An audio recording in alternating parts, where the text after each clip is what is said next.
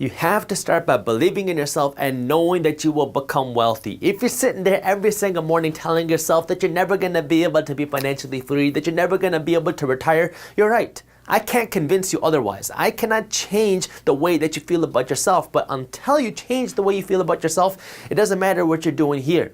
You have to have the right mindset before you can become wealthy, because if you have a broke mindset, you will never be able to have a wealthy bank account. You are wealthy in your mind before you're wealthy in your bank account, so you have to understand that if you are not able to develop this, none of this matters. And if you're struggling here, go out and read some self-development books. Go out and understand how you can develop your mindset. All success starts with your mindset, which is why I call myself the minority mindset, because you have to be able to think differently than the majority of people, and this can be hard when you're constantly around toxic people, when you're constantly around the toxic, broke mindset.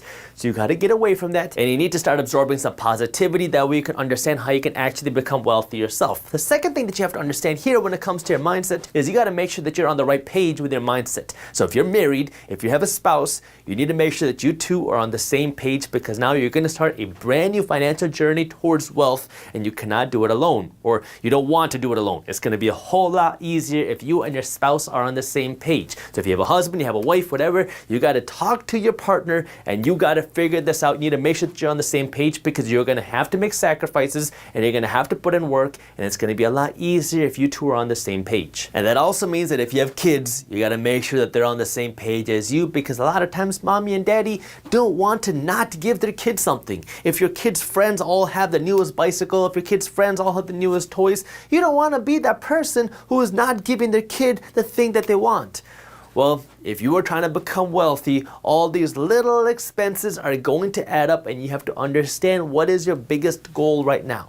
If your number one goal right now is to become wealthy, you need to make sure that you are all on the same page as a family. That way you can take care of yourself, because if you don't, you see this all the time when it comes to college. You want to pay for your kids' college. You don't want them to go into student loans, and so you sacrifice your retirement in order to fund your kids' college education. Well, what's going to happen if you do that? They're still probably going to have some student loans, and now they finally graduate college, and now it's time for you to start thinking about retirement, and you have no money saved for retirement. So now your kid might not have all the student loans, but they have to pay for you to retire, and now they're going to be stuck paying for you to retire, so it's still another financial burden on them, or they just forget about you, and now you're stuck trying to figure out how you're going to eat. So before I jump into the financial things, let me just end the mindset part by saying this. While this is going to be hard, it does not mean it's impossible. There are dozens of people that did not see any sort of success until they started hitting their 40s, which was when they started to make a change for their life, so it is not impossible. There are dozens of people who have hit multi-millionaire status, even though they didn't start until their 40s or later. So you are not alone. It is possible, but it is going to be difficult. So you need to understand that. But if you're willing to go for the ride, if you're willing to put in the work, well, let's jump into number 2.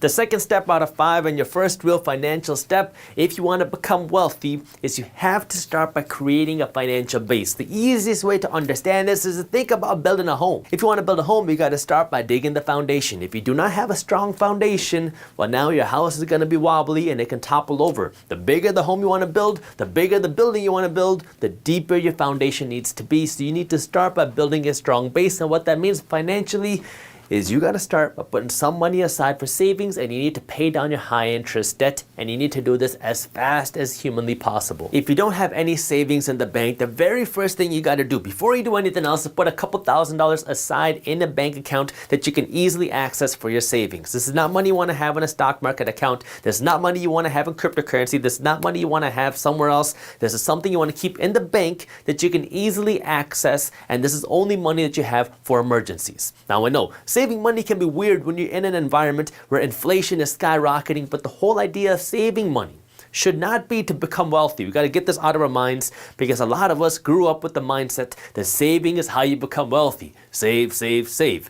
But that's a big, fat lie. That's how I grew up. I grew up in a traditional Indian house, and the traditional Indian mindset is save first. There's a joke that I like to make that Indian people make $1 to spend 20 cents, while American people make $1 to spend $2 through the help of credit cards and lines of credit. Indian people will make $1 and save 80 cents. That way they can just put this money in the bank thinking that the saving is going to make them wealthy.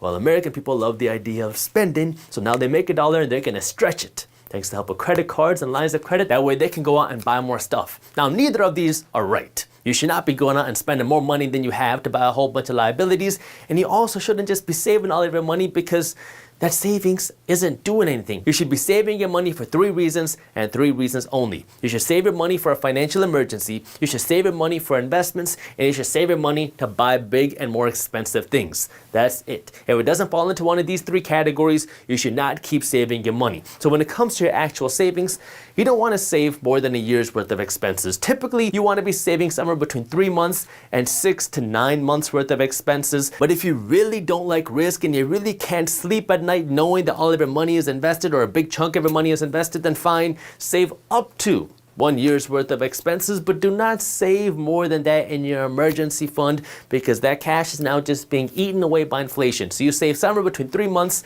and 12 months worth of expenses, and you do not want to save anything more than that in your emergency savings. But after you have a little bit of savings put aside, so you put aside a couple $1,000s, the next thing you got to do before you do anything else is you have to pay down your high interest debts. So this is your credit card debt, this is your 0% interest rate loans that are now charging you 15% because you didn't pay it off in time. These are your payday loans and any other high interest debts. These are things that are skinning you alive. Back not that long ago, a high interest debt was considered 10% or more. Nowadays, even something less than 10% could be considered a high interest debt. But in general, if it's like a credit card loan, the 0% APR that expired, or a payday loan, these are the loans, this is the debt that you have to pay off before you do anything else, because there's no point for you to try to grow your money at 7 to 10% a year in the market if you got to turn around and pay 15% to your credit card or to your bank. You have to save a little bit of money, and then you got to pay down this high interest debt as fast as humanly possible. Now, if you're a little bit older and you're watching this and you're trying to figure out how do you do that fast,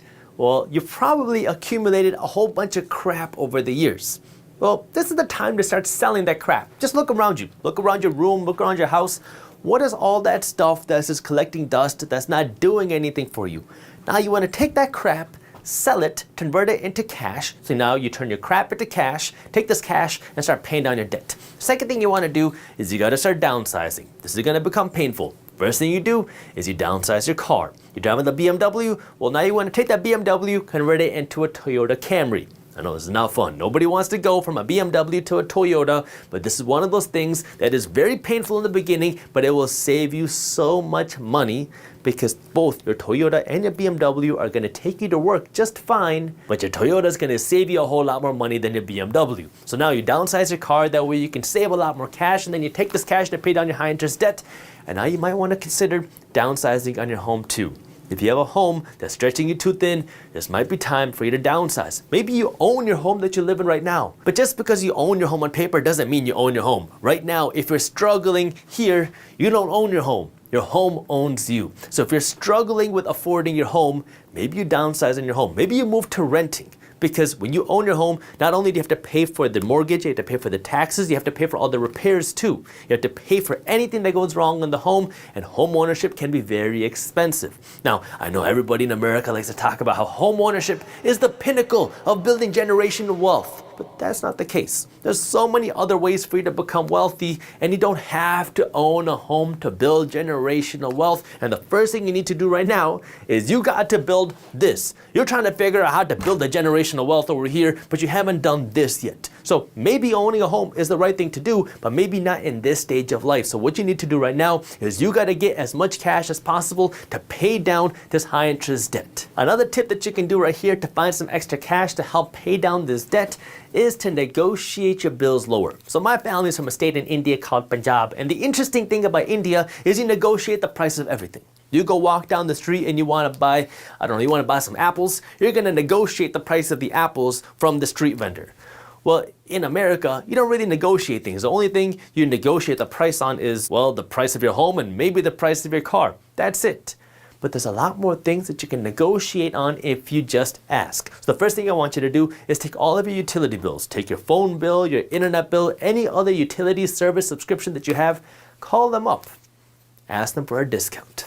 Now, this might be hard to do if you don't have a lot of experience with that, but the worst thing that they can say is no. And if you shop around and you see that their competitors are charging less than what you're paying right now, well, then you can use that as leverage, because no company wants to lose a good paying customer or a good paying subscriber to their competitor just based on price, because it is harder and more expensive for them to go out and get another customer. So you need to use it to your advantage. But the one thing that you want to do here, the best tip that I can give you when it comes to negotiating your bills lower, is just to be nice to the customer service rep. These customer service reps are being yelled at all day and night long. So if you're nice to them, they'll be nice to your wallet. If you enjoyed this clip and you want to continue your financial education journey, I have another video that I think you'll love. All you got to do is click that button right over there. And for those of you who want to stay up to date on the top finance and business news, you can join Market Briefs, my free financial newsletter, by clicking that button below. Thank you for watching, and I'll see you in the next one.